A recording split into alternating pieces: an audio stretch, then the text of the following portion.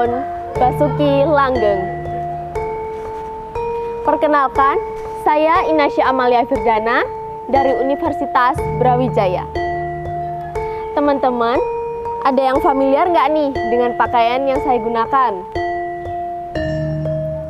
Nah, buat yang nggak familiar, ini adalah pakaian keseharian dari masyarakat Tengger. Masyarakat Tengger ini tinggal di kawasan Gunung Bromo.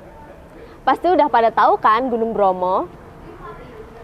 Nah, ngomong-ngomong soal suku Tengger, hari ini saya akan membawakan sebuah cerita yang berasal dari suku Tengger dengan judul Asal Mula Upacara Karo. Disimak baik-baik ya.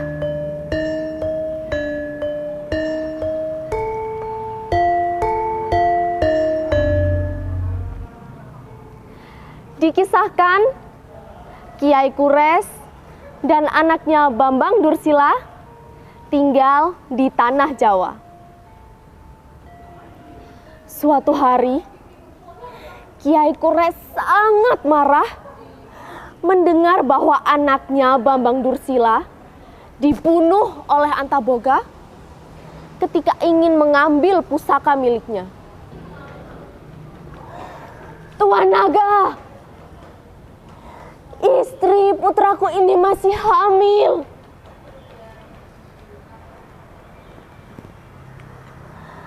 Tetapi Antaboga malah menghibur Ki Kures untuk tidak bersedih akan kematian anaknya. Terutama karena ia akan memiliki seorang cucu yang jauh lebih elok. Dan ketika anak itu lahir, Antaboga meminta anak itu untuk dijadikan anaknya.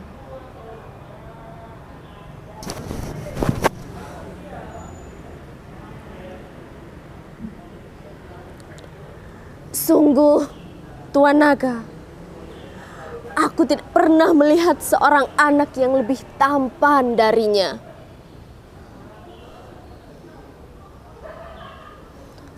Namun, Antaboga menjawab, tapi ada satu orang yang tentu lebih tampan dari cucumu, yaitu Kanjeng Nabi.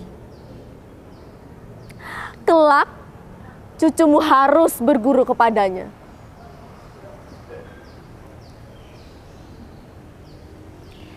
Dan ketika Aji Saka beranjak dewasa, dia pergi ke tanah Arab untuk menimba ilmu kepada Kanjeng Nabi. Dan sepulangnya dia dari tanah Arab, ia membawa seorang hamba yang setia kepadanya bernama Satuhu. Tapi setibanya Aji Saka dari tanah Jawa, penduduk Jawa hidup dalam ketakutan karena dipimpin oleh Prabu Dewata Cengkar, seorang raja yang gemar memakan daging manusia. Namun akhirnya Aji Saka berhasil membunuh Prabu Dewata Cengkar. Dan atas jasanya itu, Aji Saka diangkat menjadi seorang raja. Namun, setelah beberapa saat memerintah Pulau Jawa,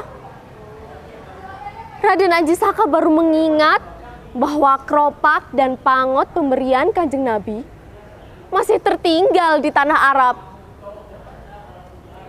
Kemudian ia mengutus hambanya yaitu Satuhu untuk mengambil pusaka tersebut ke tanah Arab. Dan Raden Aji Saka berpesan,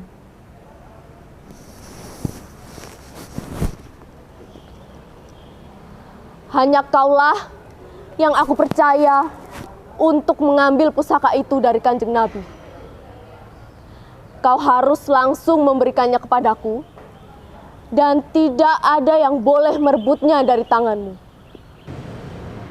Sementara di tanah Arab, Kanjeng Nabi menunggu-nunggu kedatangan Aji Saka yang tak kunjung ada kabarnya.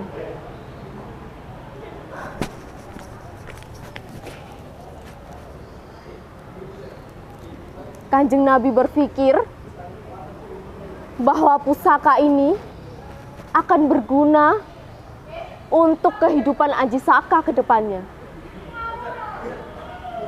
Lalu Kanjeng Nabi mengutus hambanya yaitu Setia untuk mengantarkan pusaka ini langsung kepada Aji Saka. Satya, hanya kaulah yang kupercaya untuk mengantarkan pusaka ini kepada Aji Saka. Ingat, jangan ada seorang pun yang berani merebutnya darimu. Dan harus Aji Saka orang yang langsung menerima pusaka ini. Di tengah perjalanan, Satya bertemu dengan Satuhu. Mereka pun terlibat pada perselisihan. Satuhu yang melihat pusaka di tangan Satya ingin merebutnya untuk diberikan kepada Aji Saka. Akan tetapi Setia tidak memberikan pusaka tersebut karena amanat Kanjeng Nabi untuk memberikannya langsung kepada Aji Saka. Dalam perselisihan tersebut tidak ada yang kalah ataupun menang. Keduanya mati tergeletak di dekat pusaka milik Aji Saka.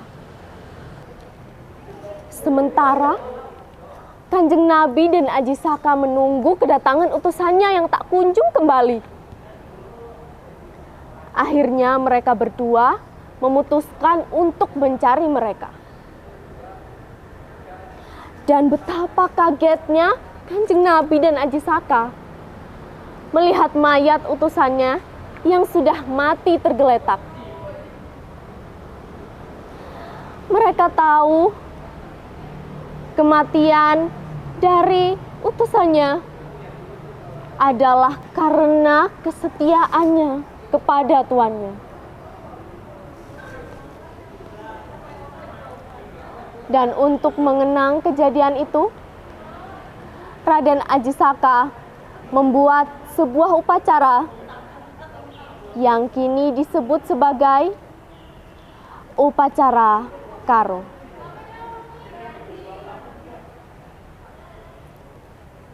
Sekian, Hong Olon Basuki Langgeng.